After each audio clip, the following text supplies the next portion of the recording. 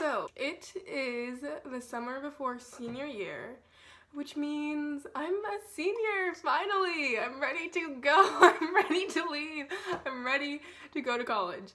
But before college, we have to do a lot of prepping. We have to take the SATs, the ACTs, maybe even some subject tests, do Common App application, do Coalition application, do the FAFSA application, do the CSS application, all these things we have to do. So like, we have a lot to do. I'm saying we because I'm making a series out of this, and so this is going to be my college series.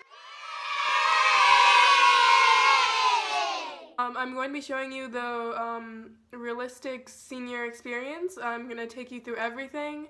Studying through SATs, applying for colleges, applying for scholarships. While you're doing this, you have to like actually keep up with the classes during school. So like, I'm gonna show you it all. I'm excited to like go to college, but like I'm not excited to do all the things that we're going to have to do because like it's a lot, and you have to write a lot of essays, and like it's gonna. Okay. I'm getting ahead of myself. So we don't overwhelm ourselves. Let's just start on step 1, I guess. The first thing that I'm going to be doing is studying for the SATs. I've been doing this already. I've been studying for the SAT for like a year now. I've taken it once, and I've taken the PSAT once my sophomore year. But I do want to take it again to improve my score even more. And so I've been studying for a while now. I've taken like a school class, but honestly I did not think that was very helpful. And studying on my own actually helped the most, I thought. We have a test in a month. So we have a month to study. I've been studying for a long time. Some people don't really study at all for these tests. Some people study every single day of their lives until they get the perfect score that they want. But honestly, I'm in between that. I sometimes study and then I sometimes don't, depending on my mood and my anxiety that day. I can't take a test. If you're a really bad test taker like me, you know how bad it is to take a standardized test, especially more than once, and it's honestly a terrible experience, but we all have to do it because if you want to go to college, you have to take the SATs. One test should not declare your fate for college, but that's a whole nother video. Anyway, I'm getting really off topic. This first video, I'm gonna like bring you along with me when I'm studying, organizing all of my Common App applications, and also knowing what schools I'm going to be applying for. I'm going to try to make it as realistic as possible because I want to show you guys how it's really like, and I want to show you my experience because a lot of us go through this, and I just want to show you what to expect. So throughout this series, you're going to see me in very different mental states. After every single video, the stress is going to get more and more, and you're going to see that, so be prepared for that as well. Let's get studying.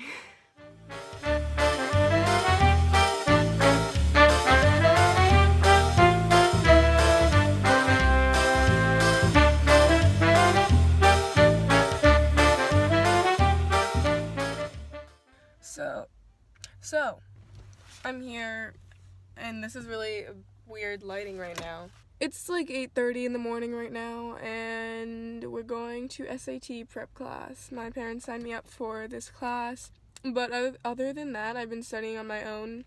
This is a 2-week class, 4 hours a day, Monday through Thursday. We're having a good time. Yeah, but I'm a bad test taker. Honestly, when my mind knows that I'm not actually taking a real SAT test, I'm taking a practice test, I just like don't really care, and like I'm like, when I'm taking it, I'm like, this is fake, so like why do I need to try and all that, but like that's a really bad mentality to be in, but I don't know how to change it. Like I've seen a huge gap in when I take the real SAT and a practice SAT. That's why I don't know if my studying is actually improving, because when I take an actual pre-test, my brain just like doesn't want to function.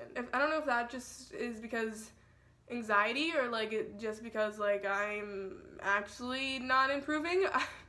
I don't know. Okay, before we get into actually looking on what colleges we want to go to, we need to pick our major. What I want to go to school for is acting. I want to get my BFA in acting and then do some more studying to become a director as well and slash producer. Honestly, so new to this, so if I get something wrong, like, I'm sorry. This is just what I think, and like, I don't know everything, so like, you should do some more research too. While I'm getting my BFA in acting, I want to minor in business because I also would love to create my own acting company one day, so that would be really cool. I'm getting excited just thinking about it. I literally just searched up on Google the best schools for acting and I picked the ones that I enjoyed and that I thought were going to interest me. While you're looking for schools, you also want to know, do you want to go to a rural type of environment, or do you want to be in a city? Or do you want to have like the private campus life but also be connected to a city as well? Like, you need to figure out what type of experience you want to have. Or if you wanted to go to an HBCU, which is a historically black college, or a PWI, predominantly white institution. I picked both HBCUs and PWIs. Just know you don't have to be black to go to an HBCU, and you don't have to be white to go to PWI. Like, most schools are PWIs. I honestly want to go more out of state than I do want to stay in state, just because I want to be on my own and have that freedom and like independence before it actually becomes really, really real, and that like you actually have to be on your own and like you don't have your parents' support, because like when I go to college, my parents will still be there and still help me out. It's like a trial and error type thing, and that's really what college is. If the school is not an HBCU, I would prefer it to have a BSA, which is a Black Student Association. It's a club where Black people can talk about issues and it's just like a safe space for them to have at PWI. And so you have to think of those things. What are you interested in? And make sure that college has your interests. Most schools, you have to apply to them through Common App application, and that thing is a whole nother battle. You have to put your entire life onto Common App application. That's like the easiest way to describe it. And honestly, this could take a long time. A school is not in Common App. It's either going to be in Coalition, which is like basically the same thing, but it's just called Coalition, or you have to apply to that school manually, and that honestly takes a lot more work because, you know, through Common App, you just have to fill out everything on that website and you're good to go. But if you have multiple colleges that you need to apply individually, it will take a lot longer to do than just doing the Common App application. Going back to the schools that you actually want to apply to, you have to add all of them through Common App, and then they have a whole other questions and essays and a whole lot of other information that you have to go through for each school. And so depending on how many schools you're applying to, it depends on how much more work you'll have to do on Common App. And depending on the score you get on your SAT or ACT, depends on your probability of the school accepting you or not. You have to look at each school, see what their range is, and like what do you need to get. You don't want to apply to all these schools that you're not getting the SAT score for. You know that your probability of going to that school is lower. Hey. Okay, so I'm editing this video right now, and I realized that I was talking about like only SAT scores getting you into college, and that's kind of wrong. There's a lot of other things that like go into you getting accepted to a college, but they do look at SAT scores really seriously. They look at your GPA and like what extracurricular activities you do, sports, hobbies, all these other things that they look into when accepting you into your schools. I just wanted to say that because there's kind of being a little dramatic. Okay, bye. I'm not saying that you shouldn't apply to like these great schools and like it's a risk applying to, because I do have risk schools too.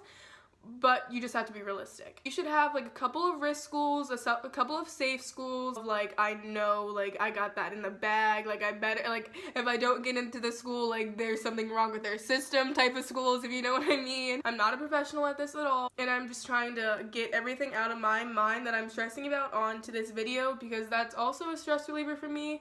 You have to find stress relievers for yourself, especially during this time, because a whole lot of stress is coming.